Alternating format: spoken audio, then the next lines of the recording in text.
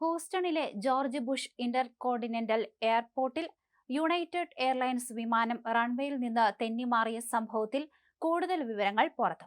2024 March 8-നുണ്ടായ ഈ അപകടത്തിന്റെ അന്വേഷണ രേഖകളും കോക്പിറ്റിലെ ശബ്ദരേഖകളും നാഷണൽ ട്രാൻസ്പോർട്ടേഷൻ സേഫ്റ്റി ബോർഡ് കഴിഞ്ഞ ദിവസമാണ് പുറത്തുവിട്ടത്. അപകടം നടന്നത് എങ്ങനെ? മെംഫീസിൽ നിന്ന് 160 യാത്രക്കാരുമായി എത്തിയ യുണൈറ്റഡ് എയർലൈൻസിന്റെ ബോയിംഗ് 737-8 മാക്സ് വിമാനമാണ് ലാൻഡിങ്ങിനിടെ നിയന്ത്രണം വിട്ട് റൺവേക്ക് പുറത്തുള്ള പുൽത്തകിടിയിലേക്ക് തെന്നിമാറിയത്. മഴ പെയ്ത് നനഞ്ഞുകിടന്ന റൺവേയിൽ വിമാനത്തിന്റെ വേഗത കുറയ്ക്കുന്നതിൽ പൈലറ്റുമാർക്ക് പരാജയം സംഭവിച്ചതാണ് അപകടത്തിന് പ്രധാന കാരണമായതെന്ന് റിപ്പോർട്ടുകൾ സൂചിപ്പിക്കുന്നു.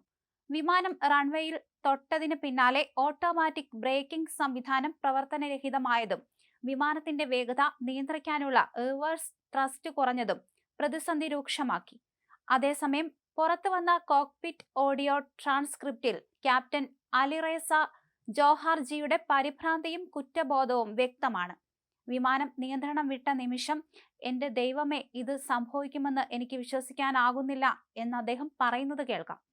സഹ പൈലറ്റായ മൈക്കൽ ഡിക്സണിനോട് അദ്ദേഹം പലതവണ മാപ്പ് ചോദിക്കുന്നുണ്ട്.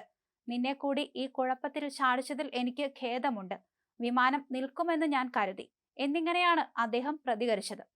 അപകടത്തിന് പിന്നാലെ യാത്രക്കാർക്ക് ആർക്കെങ്കിലും പരിക്കേറ്റോ എന്ന് അദ്ദേഹം ഫ്ലൈറ്റ് അറ്റൻഡൻസിനോട് അന്വേഷിക്കുന്നുണ്ട്.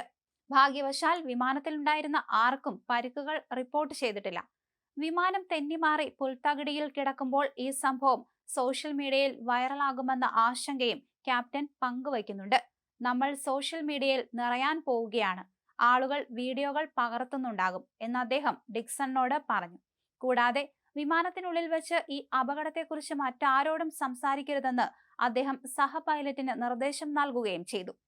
അപകടത്തിന് പിന്നാലെ വിമാനത്തിന്റെ ഇടതുവശത്തെ ലാൻഡിംഗ് ഗിയർ തകർന്ന് കോൺക്രീറ്റ് സ്ട്രക്ചറിൽ ഇടിച്ച് വേർപെട്ടിരുന്നു. യാത്രക്കാരെ എമർജൻസി ലാഡർ വഴിയാണ് വിമാനത്തിന് പുറത്തെത്തിച്ചത്. സംഭവത്തെക്കുറിച്ച് NTSBയുടെ വിശദമായ അന്വേഷണം ഇപ്പോഴും നടക്കുകയാണ്. വിമാനം റൺവേയിൽ നിന്ന് പുറത്തു കടക്കാൻ ശ്രമിക്കുന്നതിന് മുമ്പ് ആവശ്യത്തിന് വേഗത കുറഞ്ഞില്ല എന്നാണ് പ്രാഥമികമായ കണ്ടെത്തൽ.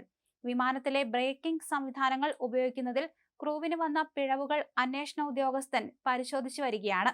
അതേസമയം ടോക്കിയോയിലേക്ക് പുറപ്പെട്ട വിമാനം പറന്നുയർന്നതിന് തൊട്ടു പിന്നാലെ വിർജീനിയയിലെ ഡള്ളസ് അന്താരാഷ്ട്ര വിമാനത്താവളത്തിൽ അടിയന്തരമായി തിരിച്ചിറക്കിയിരുന്നു. യുണൈറ്റഡ് എയർലൈൻസിന്റെ വിമാനമാണ് എഞ്ചിൻ തകരാറിനെ തുടർന്ന് തിരിച്ചിറക്കിയത്.